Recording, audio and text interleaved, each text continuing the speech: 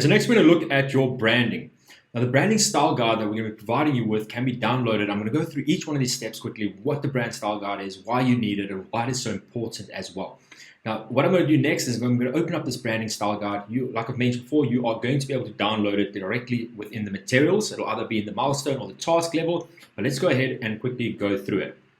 Okay, so as you can see, this is called a branding style guide. Now, you do get a lot more complicated branding style guides. So if you had to go to a marketing, or not a marketing agent, but like a branding agency out there, they will be able to do a complete branding style guide for you, what size your logo is. They'll do all the work for you. But for this exercise, we're just going to build our very own little brand style guide. And this is going to help us to estimate what is our logo, what is our colors, what is our font, what is our brand about.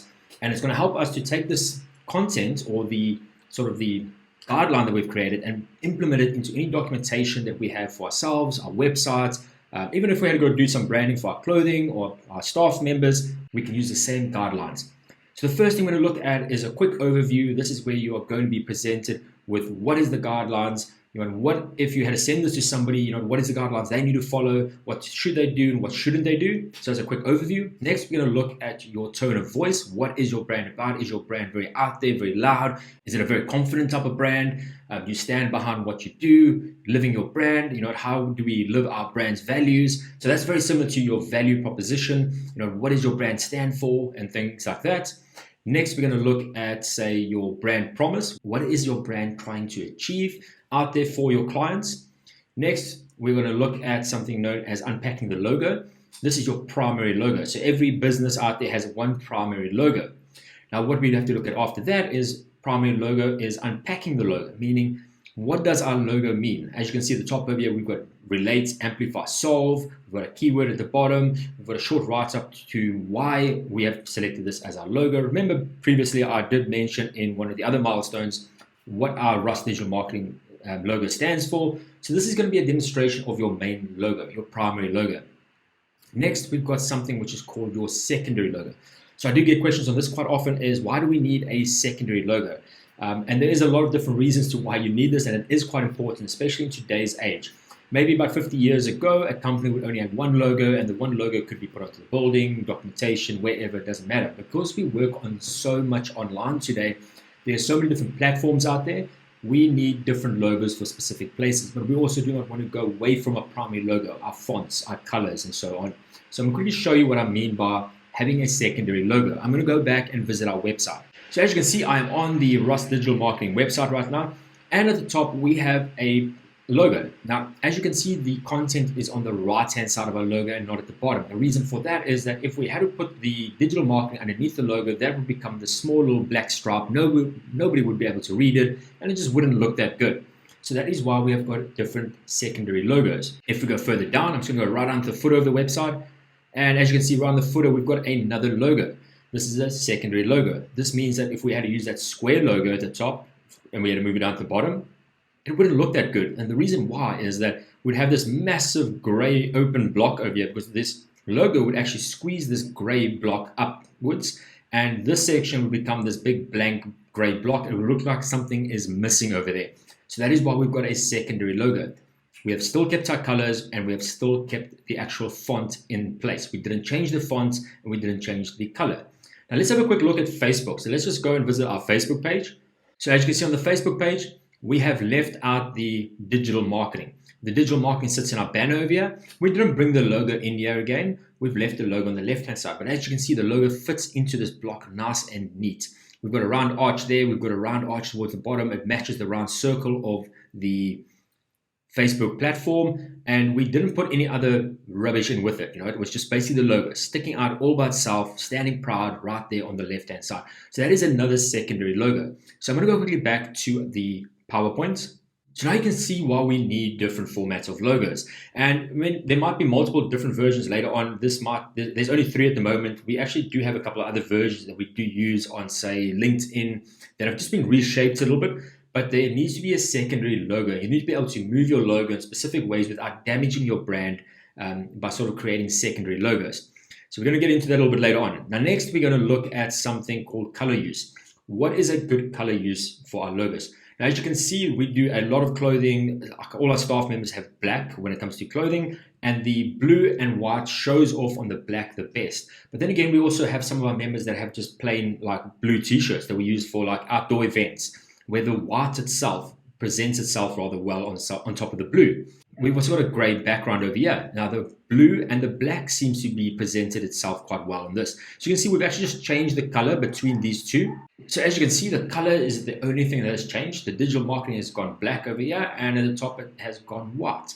This gives us an idea of what is the best colors to use. So if we had to design a website again and decide, let's make the top bar blue, we know that we will not be able to use this logo for that bar. We'll be able to use the white logo only. Well, let's just say we use a light gray, then we know this logo would work. And this helps out for not just the website, but also helps our printers when it comes to printing on specific stationery and so on.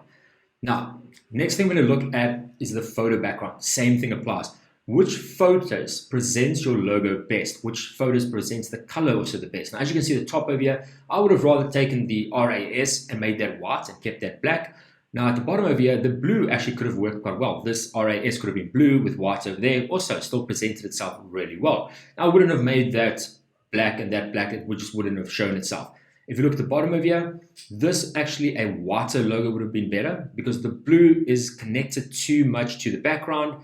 And you get the basic idea. Now, if we had to use a logo which was more square, let's just say we had to use that square logo over here, the problem is that the digital marketing wouldn't have shown up. It would have been too small. People would not have been able to read it. You got to think about this. When you're designing content, say for a client's campaign, and they want their logo on their banner, that logo needs to be in a specific size that you can actually display and people can read it. Remember, you've got a cell phone, which is quite small. The real estate on that cell phone, meaning the space that you're going to be creating that ad, you're really limited to space, so you want to make sure that you present a logo that can be read by people. Facebook themselves might penalize you as well if the logo is blurry at the bottom and things like that. So you always want to make sure you've got a high quality logo. So that is just the color backgrounds. Next, let's have a look at our fonts. Same thing. If you've got a specific font that you want to use, make sure that you present the font in your style guidelines, because what's going to happen is when you send it to a printing company, they're going to ask you what is your font. You're going to need to supply them with a font. Also, what does your font look like? Is it a light and then a bold at the bottom? What do the numbers look like? I would not recommend changing your whole website and selecting a specific font and making sure that all the content on your website is this one font. I would only apply this font in the logo, header 1 and header 2s. In the website itself, it will be straightforward, normal open sans font or something like that. Something that can be easily read by people. You don't want to use a complicated font that people struggle to read. I've been to a couple of websites before where they've used very strange fonts in their whole website, and I can't read the website. What's the first thing I do? I basically leave the website and go find another website out there that I can actually read. So make sure that your content that you use or your font that you use can be read by people online. Now, if we had to do a banner ad, we're going to get later into this creating banner ads, the banner ad itself will use this font. We might use this specific font for the heading inside of the banner ad, but then we also might use for the smaller font, we might move over to a normal open sans just to make sure that we break that a little bit. So that is the font. You want to make sure your font is correct. Now, the next thing we're going to look at is called your color palette. What are the 4 to 5 different colors? Now, it could also be 3 colors, 3 to 5 different colors that make up your main logo. Those are your primary colors for your logo. You need to bring them in over here, and you also need to provide a RGB. This is your color code, or a hex color, depending on who needs the color code. So if you've got an RGB, we usually use RGB when it comes to website design and things like that. And that would be the color in the website. So I'm going to show you quickly where you can actually find these colors. So I'm going to go back to the website. So as you can see, I'm back on the website again. And what I'm going to do next, I'm going to right click on the page. And I can do it anywhere. I'm going to say inspect. And you're going to see a whole bunch of CSS code, HTML, and everything pop up at the bottom over here. And you can see as I'm moving the mouse cursor up and over everything, it does change. On the left-hand side, I'm going to go to this little arrow, and I'm going to click on this font over here, or this actual content block. On the right-hand side, at the bottom, you can actually see the color coming up. So we've got 2BC0F0. I can actually change that. I can change it all the way to pink. You can actually see the color changing, or I can click over here and change it to a gray. I can click there, whichever it is. Now that is your color code over there. Now if I just say pink over there, you'll see it come up, and I can actually copy that code and say that is one of my colors. Now this is how you would use the RGB colors for your website a little bit later on. Now it's going to be the same for your Facebook ads, and I'm going to talk a bit more about this later when we use software in creating your creatives. I'm going to take you through the 3 different softwares that are out there that we can use, and then I'm going to actually give you a basic overrun of how they work as well. But if you've got the basic understanding of Adobe and Photoshop, I mean, you'll sort of know what's going on. I don't really need to go through all those steps with you. But for those of you that don't understand how this all works, I'm going to take you through it step by step. So this is just a basic idea on how that works. I'm just going to click on the outside, click next. So if I do refresh the page, it will go back to its original color, but that gives you an idea where this color is. So let's go back to the PowerPoints. Okay, so we've got the color palettes over here. We've got the RGB color, what our blue is, what our black is, gray, light gray, and so on. Next thing we're going to look at is known as our second color palette. So from time to time, we would also use different colors. Now, these colors all need to sort of complement each other. It cannot be a specific pink or purple that is way off of the blue. And we're going to be looking at color palettes a little bit later on. And it's the same thing for your clients. When you're building a campaign for a client in Facebook, you want to make sure that you use the right colors from the website. You want to make sure that everything is spot on. You don't want to misrepresent your client's campaign by building an ad that just doesn't relate to their website. So if you look at our different colors, we've got a total of 7 colors over here. And we've got these 3 main colors towards the top left-hand side. We've also got a black. If we had to use these colors, this top color would usually be about 70% of the time. So we use it most of the time. Our secondary color we'll use about 20%. This color over here we might use, which is the purple, we might use about 10%. And then obviously black is used for content and things like that. But that is how we use these different colors. Now if you look at the bottom, there's a reason why we don't like to use yellow. Yellow does not go well with any of these colors. Yellow would only go well with black, and we don't want to make black our primary color for our website. So you can actually see that our logo looks terrible in yellow, and there's a reason why we don't use yellow. There's going to be specific colors which you will just never use, and that's fine.